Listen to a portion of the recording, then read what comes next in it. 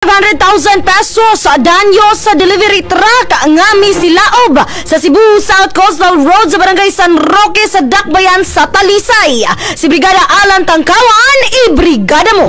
Brigada Live Report. Kalit ni silaob ang usa ka trailer truck samtang nagdagan sa Cebu South Coastal Road sa Barangay San Roque, Dakbayan sa Talisay, alas 10:48 sa buntag, Domingo, Agosto 4, 2024. Matod ni Fire Investigator FO1 Jerome Dolauta sa Bureau of Fire Protection sa Dakbayan sa Talisay, Sugbo, ang maong trailer truck gimaniho ni Clarence Litang, 42 anyos minyo og taga Barangay Pasil, Dakbayan sa Sugbo. Gitugan ni Litang gikan siya sa Pier 4 samtang nitadlas sa maong dapit. Kalit nga nag-spark ang wiring sa trailer truck og niaso dayon ni Ulbo ang kayo. Walay kinabuhi nga naapektuhan apan naapil og kasunog ang gikarga nga container van. Ang pagkasunog sa trailer truck nakabalda og nakaali sa trapiko tungod sa pagtubag sa mga bumbero sa alarma sa maong sunog. Gitugan sa bumbero ang sunog nagbilin og danyos nga 50,000